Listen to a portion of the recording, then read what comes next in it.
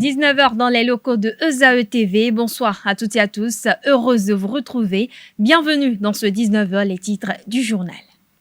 Le directeur général des impôts, Nicolas Yanoussi, a réagi ce jour face aux accusations des acteurs politiques sur la délivrance du quitus fiscal.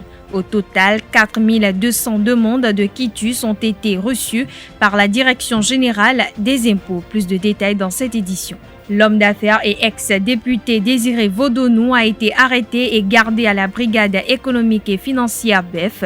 C'était ce samedi 29 octobre 2022. Les réelles raisons de son arrestation dans ce 19h. En sport, la sélection olympique du Bénin a battu les Soudanais sur le score de 3-1 dans la soirée de ce dimanche 30 octobre 2022 au stade général Mathieu Kérékou de Cotonou. Mais les 11 nationaux n'ont pas pu valider leur billet faute d'un but encaissé à domicile. Le point de la rencontre dans un instant.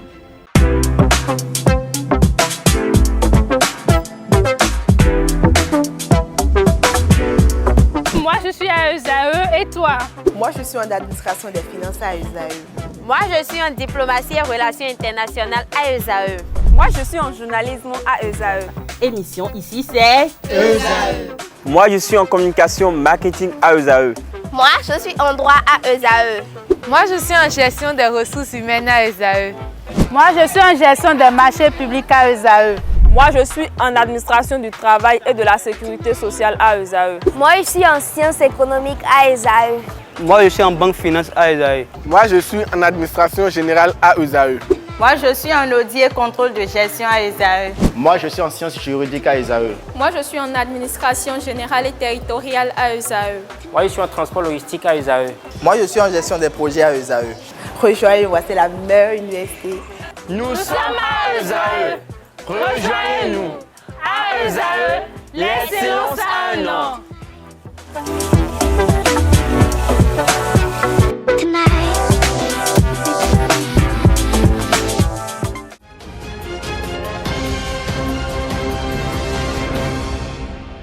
À nouveau, bonsoir, merci de nous préférer pour vous informer. Je l'annonçais au sommaire de cette édition, le directeur général des impôts, Nicolas Yanoussi, a réagi ce lundi 31 octobre 2022 face aux accusations des acteurs politiques sur la délivrance du quitus fiscal. À en croire les dires du parti politique Les Démocrates, sur 218 candidats, 150 n'ont pas reçu le quitus fiscaux. Ceci après plus d'un mois de demande à la Direction générale des impôts. En réponse à cette plainte du parti, le directeur général des impôts, Nicolas Yanoussi, a fait savoir qu'à la date du lundi 31 octobre 2022, 4200 demandes de quitus fiscal ont été reçues par sa structure et 3500 quitus fiscaux ont été délivrés à la date du samedi 29 octobre 2022. Le reste des demandes souffrent d'insuffisance. Les 700 restants sont des dossiers non à jour pour renseignements insuffisants. Toujours dans le même registre, au 4e jour de l'ouverture du dépôt des déclarations de candidature, la Commission électorale nationale autonome Sénat n'a enregistré aucun dossier. Tout porte à croire que les partis politiques continuent les tractations au niveau de leurs états-majors pour le positionnement des candidats sur les listes. Ils vont attendre les dernières heures pour se bousculer aux portes de la Sénat comme d'habitude. En attendant de connaître les potentiels candidats aux élections législatives du 8 janvier prochain, Gilles Badet, secrétaire général de la Cour constitutionnelle, renseigne sur la question de l'éligibilité selon les tests électoraux en vigueur au Bénin. Rappelons que l'éligibilité, c'est l'aptitude légale à faire partie d'une assemblée dont les membres sont élus. Je définis donc pas, à contrario, l'inéligibilité comme cette inaptitude à faire partie donc de cette assemblée. Il n'est pas simple de séparer le contentieux de la déclaration et le contentieux de l'éligibilité parce que dans la pratique, la Sénat ne sépare pas les deux questions. C'est en examinant les pièces qui sont fournies que la Sénat vérifie également l'éligibilité. C'est dans ce sens qu'il faut comprendre l'article 153 du Code électoral qui précise, je cite, « Est interdit l'enregistrement de la candidature d'une personne inéligible en vertu des dispositions du présent Code. En cas de contestation, le candidat se pourvoit devant la Cour constitutionnelle. » Fin de citation. Dans ce cadre, le refus d'enregistrement où le rejet doit être motivé. La décision de rejet est notifiée aux concernés et peut faire l'objet d'un recours devant la juridiction compétente dans un délai de 48 heures. La juridiction compétente statue sur les recours dans un délai de 5 jours. Fin de citation. Alors, si la Cour constitutionnelle sanctionne une inéligibilité, les effets de sa décision dépendent du moment du recours. 3 types d'hypothèses sont envisageables. Une décision d'inéligibilité ordinaire, une décision d'invalidation ou d'annulation, et l'hypothèse qui est la plus crainte, la décision de déchéance. Le secrétaire général de la haute juridiction explique chacune de ces 3 hypothèses. Suivez plutôt. Première hypothèse, décision d'inéligibilité ordinaire. C'est celle qui est rendue par la Cour constitutionnelle avant le scrutin, suite à un recours fait par un candidat ou un parti et visant le rejet de la candidature d'un adversaire politique qui se présente aux mêmes élections législatives. On peut remonter très loin dans le temps. En 1995, il y a eu une décision de la Cour constitutionnelle qui illustre cette hypothèse. Le candidat Baba Moussa, ancien président de la Banque Ouest Africaine de Développement, dont le siège est à Lomé, a passé service à un autre président en décembre 1994 et la Cour a estimé qu'à supposer qu'il a rejoint Cotonou le même jour où il a passé service, il n'aurait pas rempli donc la condition de domicile d'une durée d'1 an, prescrite. Résultat. Article 41 et 174 du Code électoral. Ce qui veut dire qu'en dehors de ces hypothèses, l'inéligibilité constatée avant le scrutin entraînera le rejet de la totalité de la liste. C'est le droit en vigueur aujourd'hui. Deuxième hypothèse, la décision d'invalidation. C'est le cas de l'invalidation ou de l'annulation de l'élection d'un député. Il y a annulation de l'élection ou invalidation de l'élection dans le cas où la question de l'inéligibilité du député est soulevée lors de la période de 10 jours de contestation qui suivent la proclamation des résultats par la Cour constitutionnelle. Dans ce cas, si la Cour décide de l'invalidation de l'élection d'un député, les effets s'étendent à son suppléant. C'est-à-dire que si on proclame les résultats et que le requérant choisit la période de 10 jours après la proclamation pour introduire une requête contre le fait que quelqu'un ne remplit pas les conditions pour être candidat et qu'on découvre en ce moment-là et que la Cour rend sa décision, l'article 112 de la loi organique sur la Cour constitutionnelle lui dit de statuer sur la régularité de l'élection tant du titulaire que du suppléant. Ça veut dire que si on annule pour les deux. C'est déjà arrivé par le passé. En 1995, le sieur Guédou, béninois de naissance, n'établissant pas qu'il a résidé effectivement sur le territoire national pendant au moins 1 an, avant la date du scrutin du 28 mars 1995, a été déclaré, donc on a invalidé son élection, et par conséquent, il a été jugé que le sieur Guédou ne satisfait pas à la condition exigée par l'article 11 de la loi en vigueur à l'époque. L'entière solidarité entre l'élu et son suppléant en la matière a eu pour conséquence que l'invalidation pour cause d'inéligibilité de l'élection du titulaire a provoqué l'invalidation de l'élection du suppléant. C'est pour ça que Mme Dossou, la suppléante, a été emportée dans les mêmes vagues que M. Guédou et aucun des deux n'a pu être député. Dans cette hypothèse, il n'y a même pas de remplacement. Ça veut dire que si c'est 109, ça peut être 108, ça peut être 107, parce que cette période n'autorise plus aucun remplacement. Dernière hypothèse de sanction de l'inéligibilité, c'est l'hypothèse de déchéance. C'est encore un peu plus difficile à supporter. Selon l'article 154 du Code électoral, je cite, est déchu de plein droit de la qualité de membre de l'Assemblée nationale. C'est-à-dire, je suis élu, je suis installé, je travaille, je suis même peut-être président d'une commission, en tout cas. Celui dont l'inéligibilité est révélée après la proclamation des résultats de l'élection ou qui, pendant la durée de son mandat, se trouvera placé dans l'un des cas d'inéligibilité prévus par la présente loi. La déchéance est prononcée par la Cour constitutionnelle. Alors, semblable disposition existait depuis très très longtemps. On remonte là encore en 1995 pour constater que quand il y a déchéance, heureusement là on peut remplacer. Les pièces, je cite une décision de la Cour, les pièces fournies par le député Tordon Justin n'établissent pas sa résidence effective et continue sur le territoire national pendant au moins 1 an, comme l'exige la loi. Qu'en conséquence, M. Tordon Justin ne satisfait pas la condition exigée par la loi pour être éligible et doit être déchu de sa qualité de membre de l'Assemblée nationale. Je rappelle que cette personnalité était à l'époque le doyen d'âge de l'Assemblée nationale, qu'il avait commencé, il a dirigé les travaux, l'élection du bureau et tout ça, avant que la décision ne tombe. Et conformément à l'article 7 de la loi en vigueur à l'époque, l'élu ainsi déchu a été remplacé par son suppléant, M. Atik Baon Hilaire.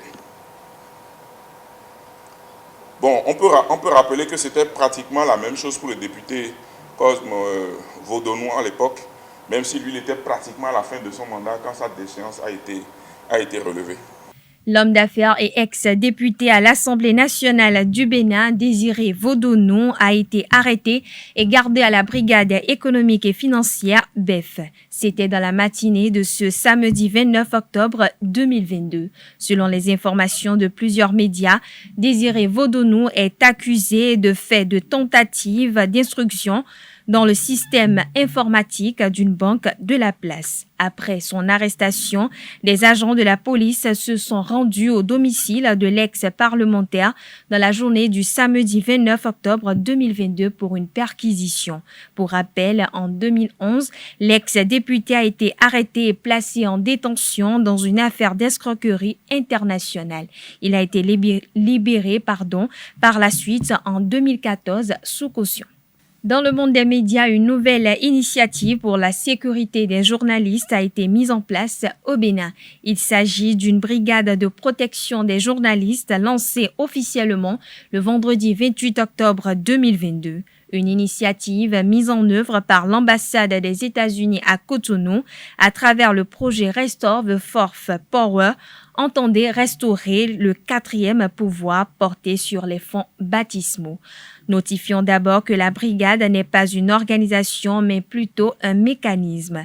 L'objectif de ce projet repose sur 3 points essentiels, à savoir assistance aux journalistes en difficulté, assistance morale et matérielle et enfin l'accompagnement juridique. La brigade de protection des journalistes compte en son sein un avocat et quelques professionnels des médias.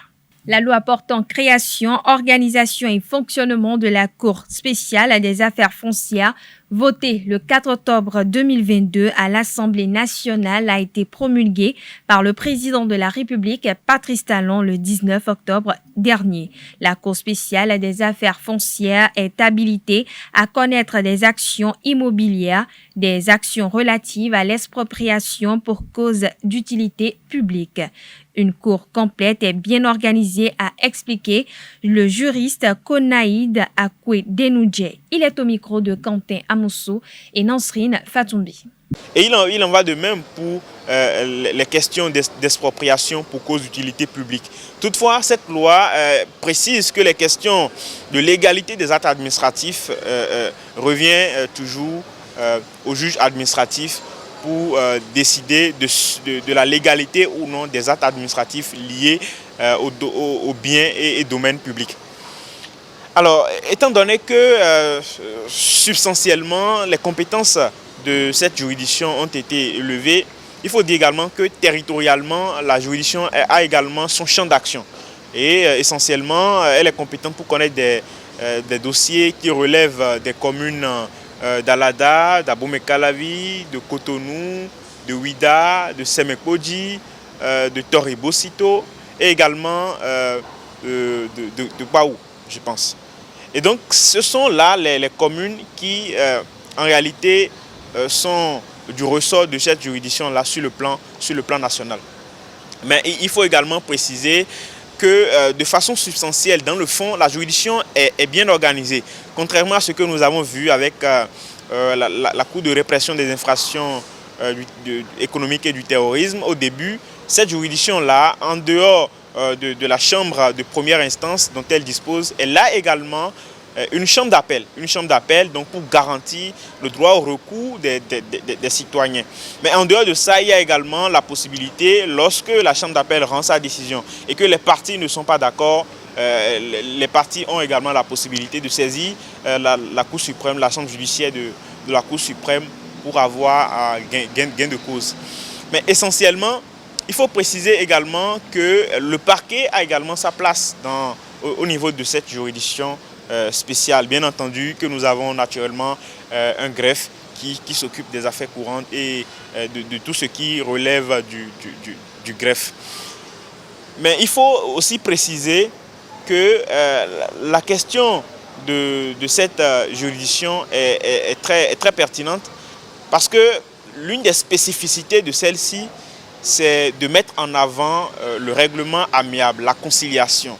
On parle religion à présent. La Toussaint est une fête catholique à célébrer le 1er novembre de chaque année, au cours de laquelle l'Église catholique honore tous les saints connus et inconnus. Dans l'élément à suivre, le père Kedoïdé, curé de la paroisse Bon Pasteur de Cotonou, nous livre la signification de cette célébration. Suivons-le au micro de Francis Farami. C'est la fête de tous les saints, c'est la fête des saints connus et inconnus par l'Église. L'Église, dans sa sagesse, a estimé que ce ne sont pas seulement les gens qu'il canonise qui sont au ciel. Il y a bien d'autres personnes qui sont au ciel. Et les gens canonisés ne sont que des modèles exemplaires universels. Cependant, il y a beaucoup de personnes qui ont vécu parmi nous, dans nos familles respectives, dans nos pays différents, et qui aujourd'hui jouissent de la félicité éternelle. Et l'Église prend ce jour-là pour les célébrer, pour les honorer et pour remercier le Seigneur de les avoir permis de vivre pleinement leur humanité en étant au service des autres. Car la sainteté, c'est aimer Dieu et aimer ses prochains comme Dieu le veut. Bref, la fête de tous les saints nous rappelle que nous sommes tous invités à la sainteté et qu'il faut, à la suite de nos parents qui ont bien vécu, que nous menons aussi une vie exemplaire afin un jour d'entendre le Seigneur nous dire « Serviteur, bon, fidèle, entre dans la joie de ton maître ». L'ONG Demeure d'amour a lancé le vendredi dernier la deuxième phase du projet « Je connais mes devoirs ». L'école publique de Djidje a servi de cadre à cette cérémonie qui intègre 4 autres écoles. Une phase qui met en compétition jusqu'au 20 janvier 2023 les élèves à travers le chant, la poésie, le dessin et bien d'autres. Le reportage est signé Carles Kitome. Encore. Je connais mes devoirs. Très bien. Donc, nous allons tester si effectivement vous connaissez vos devoirs. C'est les bras bien chargés que les membres de l'ONG Demeure d'amour sont venus lancer le jeu concours Je connais mes devoirs à l'école primaire publique de Djidje ce 28 octobre 2022. Vous allez choisir un moyen d'expression entre le chant, la poésie, le conte et le dessin. Vous choisissez un devoir de l'enfant. Vous allez dans le chant ou bien la poésie, le conte, le dessin que vous allez faire là, expliquer pourquoi c'est bien de faire ce devoir-là. D'accord? Pourquoi est-ce que c'est bien de faire ce devoir-là? Et surtout, comment en faisant ce devoir, on respecte les droits de l'homme ou bien le droit de vous-même, enfant.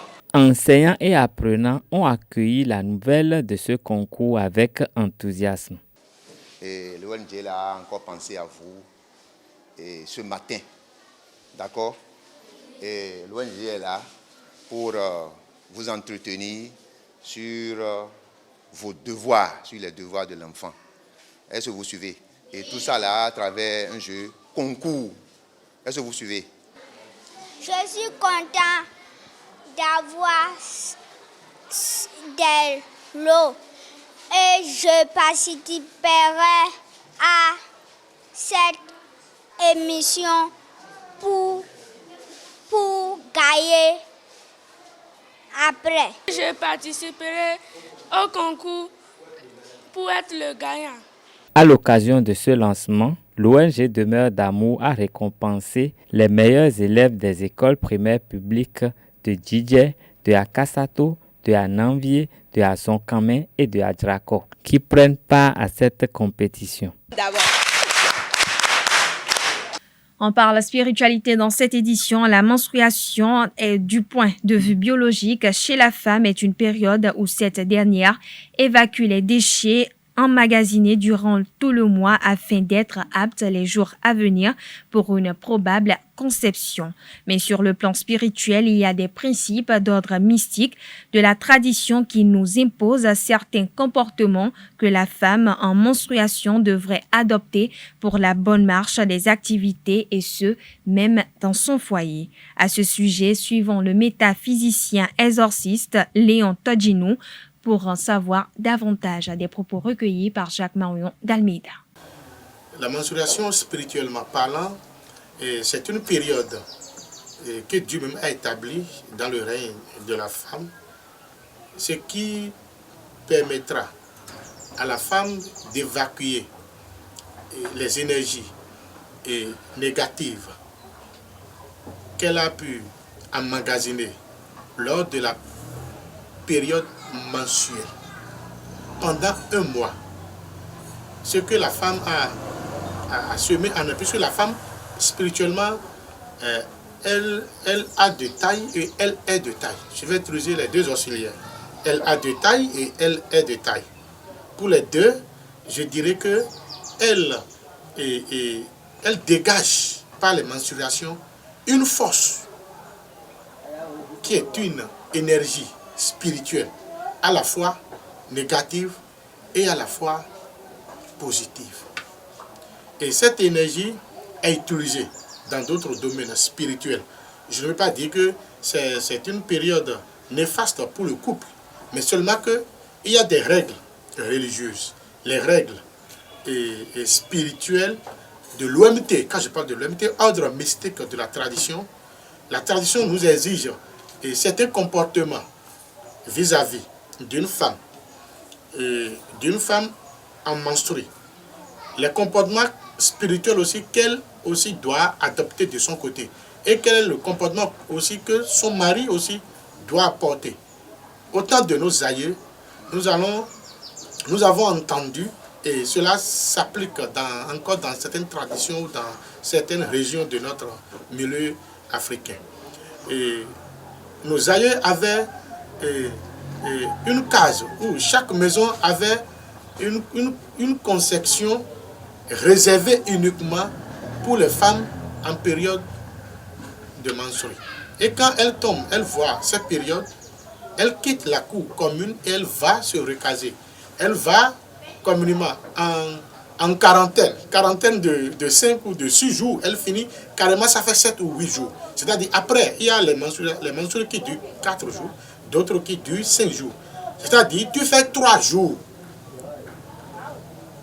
Après tes jours de menstruation, tu ajoutes encore 3 jours. Alors ça te revient peut-être à 8 jours, peut-être à 7 jours. Et tu subis une forme de purification à base de l'hysope ou du sel béni ou de tout type de produit mystique qui peut purifier le corps de la femme. Et après cette purification, cette femme peut se rejoindre, peut regagner la cour commune de son mari. Elle ne doit pas normalement dormir dans le lit conjugal. Elle ne devrait pas normalement préparer aussi à son mari afin de détruire la force masculine qui fait régner, qui fait porter le pantalon de son homme dans la cour. Si tu es une femme et que dans les périodes, il y a des gestes que tu fais, votre couple sera un peu menacé sous l'effet de la tension. Parce que l'énergie que vous dégagez en ce temps n'est pas une bonne énergie. Restons toujours avec le métaphysicien Léon Todjinou qui nous démontre la puissance même des menstruations et comment la femme peut s'en servir pour bénir son homme. Il est au micro de Jacques Marion d'Almeida. Une autre application spirituelle peut rechanger la direction de ces énergies négatives en protection pour ton homme. Bon, les sachants le savent, tout ce qu'on peut en faire spirituellement avec ce que nous sommes en train de dire. Je ne dirai pas ici parce que ce que je dis, c'est public. Mais quand on s'approche vers les sachants en leur demandant quels sont les bienfaits d'une menstruation ou de beaucoup de choses concernant la menstruation, nous pouvons vous le dire dans notre bureau en privé, mais pas ici. Mais tout ce que vous devez savoir est qu'une femme en menstruée doit savoir parler à son mari. Puisque en ce temps-là, sa force spirituelle, surtout active est au paroxysme, est au niveau élevé. Et tout ce qu'elle demande à Dieu, ça prend. Contrairement quand vous dites que quand vous êtes en Mansouri, vous ne devrez pas aller dans les lieux saints, dans les lieux spirituels. C'est vrai, puisque ça peut faire gâter. C'est pour ça qu'on dit, quand tu es en Mansouri, ne va pas dans les lieux qui habitent les entités, dans les lieux saints, dans l'église et autres, normalement. Puisque quand ça vient là, la force que vous détenez chasse les esprits qui sont là. Ce n'est pas que vous êtes malsain dans ce moment-là, non. Ce n'est pas ça. Mais plutôt, la force est de trop. Et ça crée une antagoniste entre les forces qui habitaient là où vous êtes, c'est-à-dire dans le lieu saint que vous êtes allé. Ce n'est pas que vous êtes impur jusqu'à ce niveau où ils vont vous fuir. Non, c'est parce que la force que vous détenez là, ces forces ne font pas du bien à ces forces qui sont là. Il y a une tension entre les deux forces, une tension contraire entre les deux forces. Et une femme en période doit savoir parler, doit savoir aussi demander, doit savoir critiquer son homme, doit savoir parler à son homme. Sinon, par là, vous pouvez détruire facilement votre homme. Je ne livre pas ce secret afin que cela soit une occasion pour vous d'en saisir, pour détruire la vie des hommes. Non, mais plutôt une occasion pour vous afin que vous puissiez réparer ce que vous aviez gâté dans la vie de vos hommes. Alors, toi, femme, dans la période de Mansouri, prie pour ton homme beaucoup. Dans ta chambre, prie pour elle. Dans ton lieu de retrait, prie pour elle. Prie pour lui plutôt. Si tu es en Mansouri, essaye de dire à ton homme, je suis en Mansouri.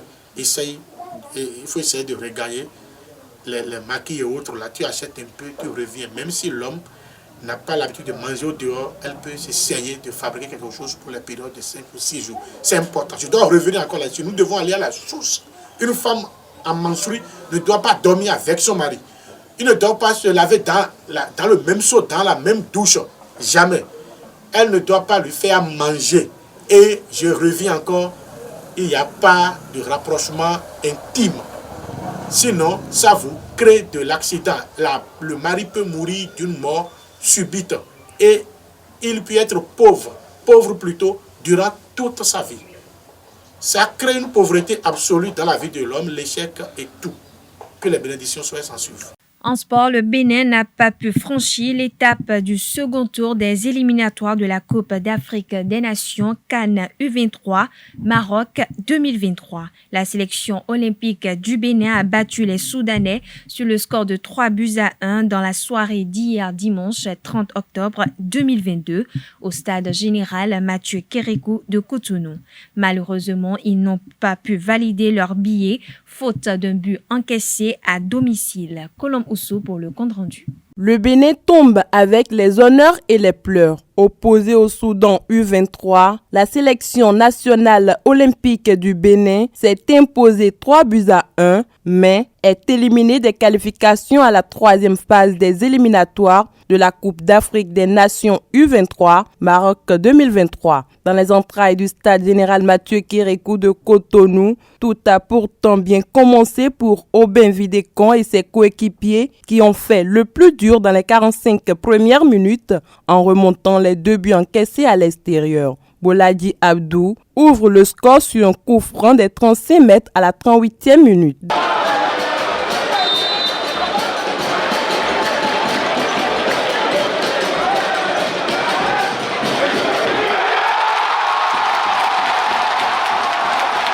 Deux minutes plus tard, Gaël Dassi, seul au deuxième poteau, profite d'un bon centre de Bachirou Ativi pour doubler la mise.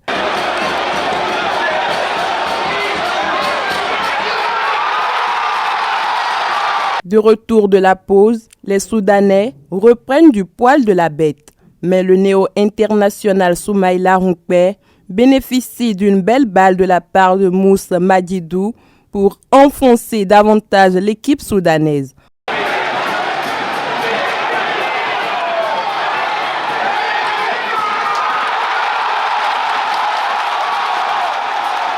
« 3-0 pour le Bénin. Malheureusement, une erreur défensive des poulains de Bruno Adoula va réduire les efforts au néant.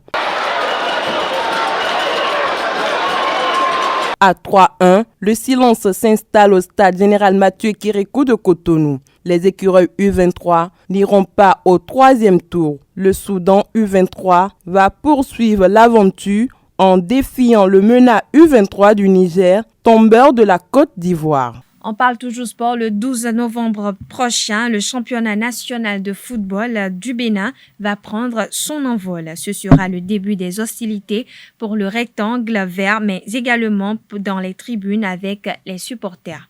Les 12e hommes vont reprendre les activités, un devoir envers leurs équipes. Suivez ce reportage de Anaï Dohou qui vous plonge dans l'univers des supporters du Bénin.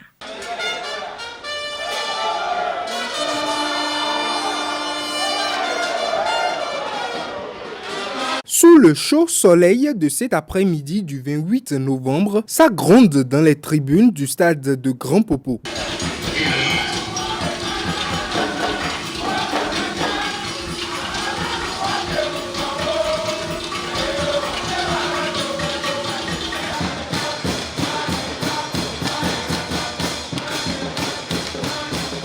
Deux shows rivalisent dans l'enceinte du stade. C'est le match entre les supporters de l'Auto Popo et ceux de l'AS Tonnerre.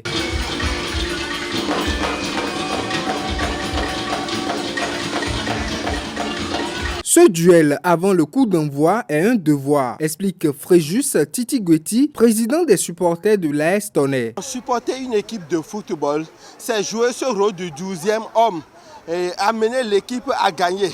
Quand l'équipe sent qu'il a ce 12e homme derrière, il n'a pas envie de perdre. Il a envie de jouer, il a envie de marquer, il a envie de jouer à fond pour pouvoir faire honneur à ce public qui l'a accompagné. C'est le rôle du 12e homme qui est appelé les supporters. Leur devoir, c'est de commencer par animer pour que les joueurs qu'ils ont accompagnés, que ces joueurs-là les voient et qu'ils sachent qu'ils sont en train de les soutenir jusqu'à la fin du match. Ça les motive, ça les galvanise, ça les amène à mouiller le maillot. Tonnerre bat l'Auto Popo avec un but.